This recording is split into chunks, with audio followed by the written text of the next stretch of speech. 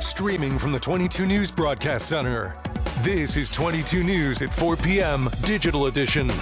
Good afternoon, everyone, and welcome to 22 News at 4. I'm Christina Demores. We'll get to your top 4 at 4 in just a moment, but first, a look at your commuter traffic and weather. 22 News Storm Team Meteorologist Brian Lathis. Hey, how you doing? Christina, great to have you here on the 4. Oh, thank you. Demores at 4. Oh. I don't want to rebrand it or anything. Can't get enough. You can't get enough. Just got to have Demores at 4. There you go. We got the slogan. We workshopped it. I think it's an A+. Fantastic. Let's do it. All right, let's take a look at traffic, shall we? Yeah, I guess. All right, so no problems here, Christina. I-91 from Longmeadow to Hatfield and Northampton, we're in good shape. 391, 291, okay. And from the Berkshires to Sturbridge, the Pike is also good. Let's take a look at temperatures right now. 79 Springfield and Northampton, 82 in Greenfield, 77 in Orange, 78 in Westfield, and temperatures are in the low to mid 70s right now in the Berkshires. Clouds are going to be on the increase this evening. In fact, it's already starting to happen over the Berkshires, and you can see some rain here. We've got showers in the forecast here for much of the middle of the week. We'll talk about it with our 22 News Storm Team forecast. All right, thanks, Brian. The man suspected of killing a Minnesota lawmaker and wounding another has been taken into custody. 57-year-old Vance Bolter was captured Sunday after a 2-day manhunt in a rural area of Minnesota. He is accused of posing as a police officer and fatally shooting former Democratic House Speaker Melissa Hortman and her husband, Mark, in their home early Saturday.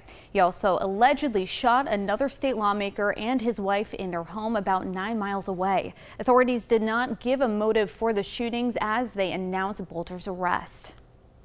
Israel and Iran began a fresh round of attacks on each other today, with the death toll mounting as the conflict entered its 4th day. Israel launched the conflict Friday and said it had achieved full aerial superiority over Iran's capital, Tehran.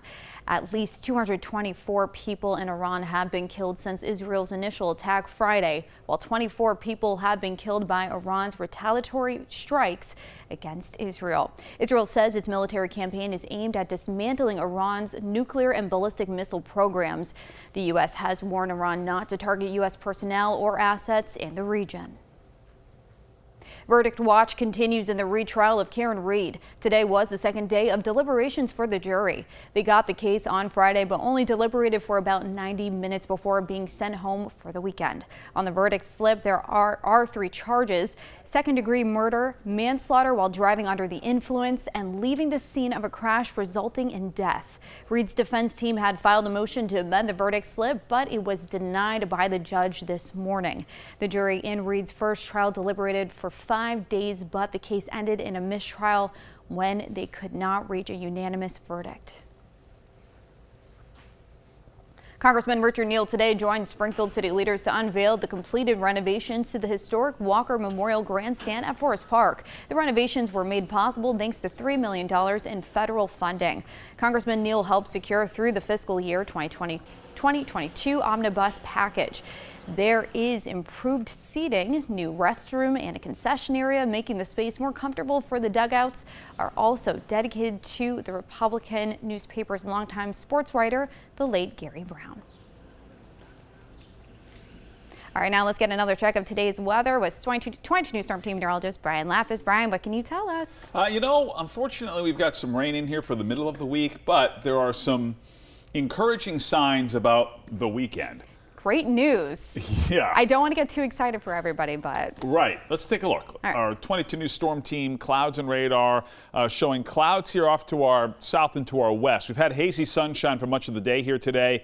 These clouds over the Hudson River Valley are going to gradually work their way in, and we could see some of that rain over New Jersey and Pennsylvania in here overnight tonight. 22 News Storm Team Skycast, 5 o'clock here this afternoon. If you have evening plans, it will be dry. Evening temperatures will be in the low 70s, I expect. This is 7 o'clock, dry. And then after midnight tonight, here's midnight, some scattered light showers expected. And this is what we're going to see here for much of the day tomorrow. Mostly cloudy skies and these occasional showers. Right now, it looks like the showers will be most widespread in the afternoon. Case in point here, you can see some scattered showers here toward the end of the day tomorrow. Chance for some thunder and lightning later in the week. We'll show you with our 22 News Storm Team 7-day forecast. A shocking move from the Red Sox shaking the world of Boston sports. The Red Sox have traded veteran slugger Rafael Devers to the San Francisco Giants. That trade was announced shortly after Sunday's game against the New York Yankees.